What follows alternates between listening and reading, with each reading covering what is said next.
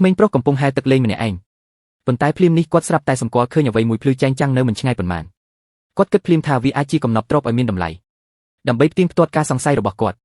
់ក្មេងប្រុសបានឡើងភ្នំយ៉ាងលឿនដើម្បីពិនិត្យមើលហើយបានរកឃើញស៊ុតចម្លែកមួយនៅលើត្បូងទទឹមដ៏ភ្លឺដំបូងឡើយអេសាវ៉ាមិនបានកត់សម្គាល់ឃើញអ្វីមិនធម្មតាទេ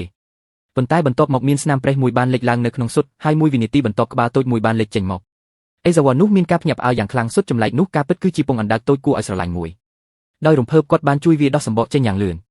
អេសាវ៉ាមិនបានដឹងទេថាអណ្ដើកនេះនឹងជួយសង្គ្រោះគ្រួសាររបស់គាត់ពីគ្រោះមហន្តរាយនៅពេលខាងមុខព្រោះអណ្ដើកតូចនេះមិនមែនជាអណ្ដើកធម្មតាតតែសោះប៉ុន្តែវាជាអណ្ដើកទេពបុរាណដែលមានអំណាចខ្លាំងក្លានៅផ្ទះក្មេងប្រុសឈ្មោះអេសាវ៉ាបានពិនិត្យត្បូងទទឹមដោយប្រុងប្រយ័ត្នបន្ទាប់មកសម្លឹងមើលអណ្ដើកតូចនៅលើដីគាត់ស្រឡាញ់សត្វតូចនេះខ្លាំងណាស់ហើយបានដាក់ឈ្មោះដ៏ស្រស់ស្អាតថាទូទូដោយសារតែគ្រួសាររបស់គាត់បើកភោជនីយដ្ឋានឪពុករបស់អេសាវ៉ាមិនដែលអនុញ្ញាតឲ្យក្មេងប្រុសចិញ្ចឹមសត្វចិញ្ចឹមឡើយដូច្នេះដើម្បីជៀសវាងការត្រូវបានគេរកឃើញអេសាវ៉ាបានចិញ្ចឹមទូទូដោយសម្ងាត់នៅក្រោមគ្រែគាត់មានការភ្ញាក់ផ្អើលយ៉ាងខ្លាំងទូទូបានធំឡើងដល់ទំហំប៉ុនបាតដៃរបស់គាត់ត្រឹមរយៈពេលមួយយប់ខណៈពេលដែលគាត់កំពុងឆ្ងល់អំពីរឿងនេះឪពុករបស់អេសាវ៉ាស្រាប់តែឡើងមកលើផ្ទះដើម្បីសម្អាតដោយភ័យខ្លាចអេសាវ៉ាបានលាក់ទូទូយ៉ាងរហ័សនៅក្រោមភួយបន្ទាប់មកអេសាវ៉ាបានកុហកឪពុករបស់គាត់ថានឹងសម្អាតបន្ទប់ដោយខ្លួនឯងគាត់គិតថារឿងនេះនឹងជួយឲ្យគាត់រួចផុតពីការរកឃើញប៉ុន្តែមិននឹកស្មានដល់ឪពុករបស់អេសាវ៉ាបានចាប់ភួយរបស់គាត់ឡើងទោះជាយ៉ាងណាអ្វីដែលភ្ញាក់ផ្អើលនោះគឺទូទូបានបាត់ខ្លួនយ៉ាងអាថ៌កំបាំងមុនពេលអេសាវ៉ាអាចមានប្រតិកម្មសត្វអណ្ដើកទូទូនោះបានហោះឡើងពីក្រោយឪពុករបស់គាត់ហើយឈុតដ៏ចម្លែកនេះវាកើតឡើងចំពេលអ្នកជិតខាងរបស់អេសាវ៉ាបានឃើញនេះធ្វើឲ្យទូទូមានការភ័យខ្លាចរហូតហោះទៅខាងទៀតជាសំណាងល្អអេសាវ៉ាចាប់វាបានហើយរារង់ឪពុករបស់គាត់ពីការរកឃើញបន្ទាប់ពីឪពុករបស់គាត់ចាក់ចេញអេសាវ៉ាបានប្រាប់អាថ៌កំបាំងនេះដល់អ្នកជិតខាងស្រីរបស់គាត់ម៉ាកុកគិតថាសត្វចិញ្ចឹមប្រភេទនេះគួរឲ្យខ្លាចណាស់ដូច្នេះនាងបានស្នើឲ្យអេសាវ៉ាលែងវាត្រឡប់ទៅសមុទ្រវិញមិននឹកស្មានដល់ភ្លាមនោះពេលអេសាវ៉ាចាក់ចេញទូទូបានដើរតាមពីក្រោយគាត់យឺតដូចជាមិនចង់ចាក់ចេញពីម្ចាស់តតែសោះកាមេរ៉ាគ្មានជម្រើសអ្វីក្រៅពីបង្កើនល្បឿនរបស់គាត់ហើយលាក់ខ្លួននៅជ្រុងមួយគាត់គិតថាទូទូនឹងមិនអាចរកគាត់ឃើញនោះទេប៉ុន្តែពេលគាត់ងាកមកវិញរូបរាងតូចនោះបានលេចចេញមកវិញម្ដងទៀតដោយឃើញឡានដឹកទំនិញមួយកំពុងបើកលឿនមករកទូទូអេសាវ៉ាក៏ប្រញាប់ចេញទៅជួយសង្គ្រោះវាភ្លាមចាប់ពីពេលនោះមកជោគវាសនារបស់ពួកគេត្រូវបានតភ្ជាប់គ្នាដោយមិនអាចកាត់ផ្ដាច់បានថ្ងៃមួយអេសាវ៉ាបានចេញទៅលេងជាមួយមិត្តភក្តិរបស់គាត់ដោយទុកទូទូនៅក្នុងថតទៅនៅផ្ទះទូទូបានឡើងចេញពីថតហើយត្រូវបានឪពុករបស់គាត់បុកចូលទៅក្នុងឆ្នាំងដែលកំពុងចម្អិនអាហារដោយចៃដន្យបន្ទាប់មកគាត់បានរអិលទៅលើក្តារកាត់អូយទូទូដែលភ័យខ្លាចបានព្រុសភ្លើងចេញហើយរត់គេចខ្លួនយ៉ាងលឿនដោយគេចផុតពីការកត់សម្គាល់របស់ឪពុកអេសាវ៉ាពេលអេសាវ៉ាត្រឡប់មកផ្ទះវិញគាត់បានចែករំលែករឿងរបស់ទូទូជាមួយមិត្តភក្តិរបស់គាត់ពួកគេបានជំរុញឲ្យអេសាវ៉ាដោះលែងទូទូជាបន្ទាន់ព្រោះពួកគេបានឃើញអត្ថបទកាសែតអំពីសត្វចម្លែកហ្គាមេរ៉ាហើយមានការព្រួយបារម្ភថាទូទូអាចនឹងក្លាយជាសត្វចម្លែកដ៏គួរឲ្យខ្លាចផងដែរប៉ុន្តែអេសាវ៉ាមិនអាចទ្រាំទ្រនឹងការបែកគ្នាជាមួយទូទូហើយមិនបានស្ដាប់មិត្តភក្តិរបស់គាត់ទេទោះជាយ៉ាងណាក៏ដោយអ្វីដែលគាត់ភ្ញាក់ផ្អើលនោះគឺនៅថ្ងៃបន្ទាប់ទូទូកាន់តែធំឡើងដែលធ្វើឲ្យផ្ទះរបស់គាត់តូចពេកសម្រាប់វាដោយគ្មានជំរឿផ្សេងទៀតអេសាវ៉ានិងមិត្តភក្តិរបស់គាត់បានលាក់ទូទូនៅក្នុងខ្ទមតូចមួយនៅលើភ្នំក្រោមភាពងងឹតនៅព្រឹកបន្ទាប់អេសាវ៉ាបានប្រញាប់ឡើងលើភ្នំដើម្បីពិនិត្យមើលទូទូប៉ុន្តែភ្លាមនៅពេលដែលគាត់ចេញពីផ្ទះគាត់បានឮថាអ្នកជិតខាងរបស់គាត់ម៉ាកុកត្រូវបានគេធ្វើរោគវិនិច្ឆ័យថាមានជំងឺមហារីក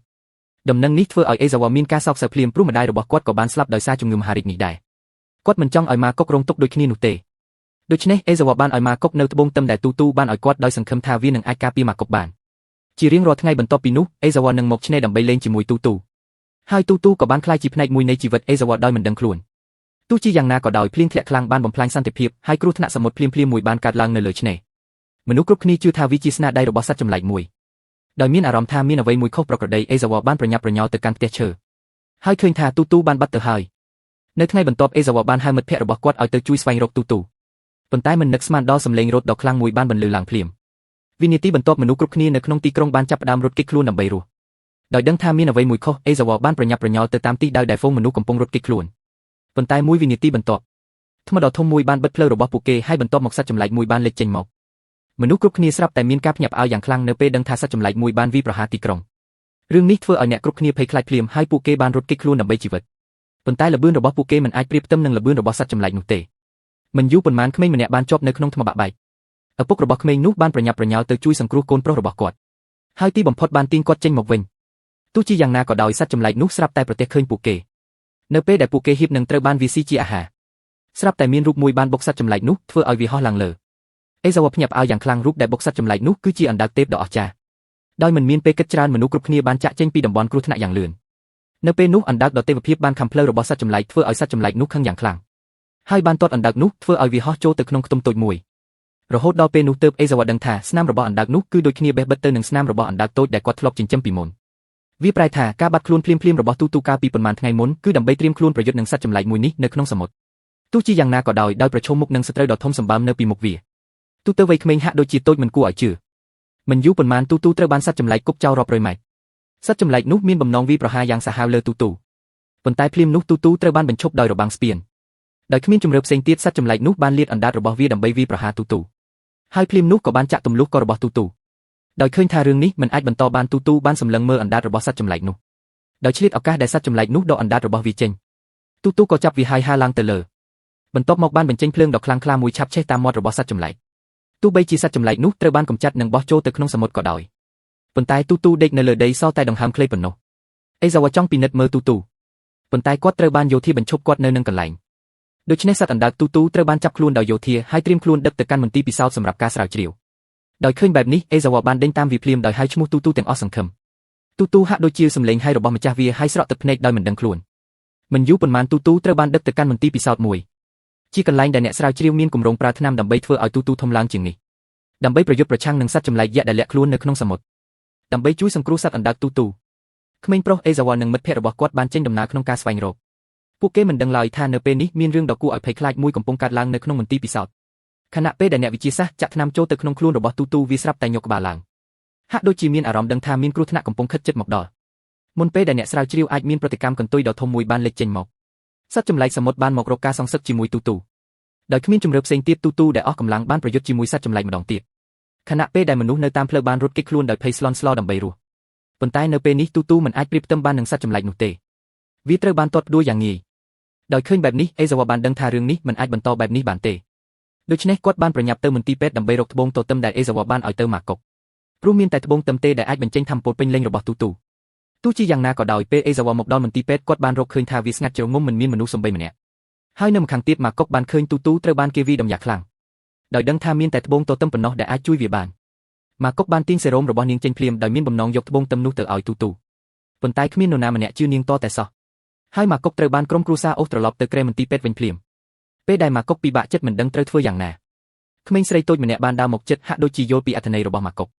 ដូច្នេះក្មេងស្រីតូចបានរត់ទៅជាមួយត្បូងនៅក្នុងដៃរបស់នាងខណៈពេលដែលអ្នកផ្សេងទៀតរត់គេចដើម្បីរស់នាងបានជ្រើសរើសដើរផ្ទុយពីអ្នកផ្សេងនៅពេលនេះក្មេងស្រីមានគំនិតតែមួយគត់គឺត្រូវប្រគល់ត្បូងទៅឲ្យទូទូប៉ុន្តែមិនយូរប៉ុន្មាននាងត្រូវបានរារាំងដោយរបាំងមួយដោយគ្មានជំរឿផ្សេងទៀតនាងត្រូវលាតដៃរបស់នាងពីលើរបាំងនៅពេលដែលនាងហៀបនឹងអស់សង្ឃឹមក្មេងប្រុសម្នាក់បានមកដល់ភ្លាមក្មេងប្រុសនោះបានយកត្បូងហើយប្រញាប់ប្រញាល់បន្តរត់ទៅរកទូទូដូច្នេះការរត់ប្រណាំងបញ្ជូនត្បូងបានចាប់ផ្ដើមក្មេងៗមិនត្រឹមតែរត់ដើម្បីបញ្ជូនត្បូងប៉ុណ្ណោះទេប៉ុន្តែថែមទាំងជាក្តីសង្ឃឹមនៃការរស់រានមានជីវិតរបស់មនុស្សទាំងមូលទៀតផងនៅពេលនេះទូទូក៏ត្រូវបានសត្វចម្លែកនោះវាយដួលទៅលើដីហើយមិនអាចតដៃវិញបានទេប៉ុន្តែសត្វអណ្ដើកទូទូបានបដិសេធមិនព្រមចុះចាញ់ហើយខំកន្ទុយរបស់សត្វចម្លែកនោះដោយមិនព្រមលែងឡើយមិនថាមានរឿងអ្វីកើតឡើងក៏ដោយដូច្នេះសត្វចម្លែកនោះត្រូវឡើងទៅលើអគារមួយហើយដោយការបង្វិលខ្លួនមួយវាបានបោះទូទូចេញឃើញបែបនេះអេសាវ៉ាក៏ពោពេញដោយទុក្ខព្រួយយ៉ាងខ្លាំងភ្លាមនោះត្បូងទទឹមត្រូវបានប្រគល់មកឲ្យអេសាវ៉ានេះបានផ្ដល់នូវពន្លឺនៃក្តីសង្ឃឹមចុងក្រោយដោយមិនស្ទាក់ស្ទើរអេសាវ៉ាក៏ចាប់យកត្បូងនោះហើយប្រញាប់ប្រញាល់ទៅក្នុងអគារទោះជាយ៉ាងណាក៏ដោយពួកគេត្រូវបានរារាំងយ៉ាងឆាប់រហ័សដោយកំទេចកំទីនៅពីមុខដោយឃើញថាទូទូចិត្តទ្រាំលែងបានហើយឪពុករបស់អេសាវ៉ាបានប្រើកម្លាំងទាំងអស់របស់គាត់ដើម្បីបង្កើតផ្លូវតូចចង្អៀតមួយសម្រាប់កូនប្រុសបន្ទាប់ពីការរត់ប្រណាំងជាចុងក្រោយអេសាវ៉ាបានទៅដល់ជាន់របស់ទូទូប៉ុន្តែភ្លាមសត្វចម្លែកនោះបានវាយចេញដោយកន្ទុយរបស់វាដោយឃើញថាទូទូហៀបនឹងដួលរលំអេសាវ៉ាបានបោះត្បូងនោះចូលទៅក្នុងមាត់របស់វាយ៉ាងលឿនបន្ទាប់មកទូទូបានធ្លាក់ចុះទៅក្រោមអគារដោយបោះពពកធូលីដីឡើងភ្លាមប៉ុន្តែមួយវិនាទីបន្ទាប់ទូទូបានដាស់ថាមពលដ៏ធំធេងរបស់វាហើយវិលលើអាកាសដូចជាកងចក្រអ្នកចម្បាំងក្មេងៗដែលបានរត់ប្រថុយគ្រោះថ្នាក់ដើម្បីយកត្បូងទឹមឲ្យទូទូបានសើចដោយអំណរនៅពេលឃើញទិដ្ឋភាពនេះ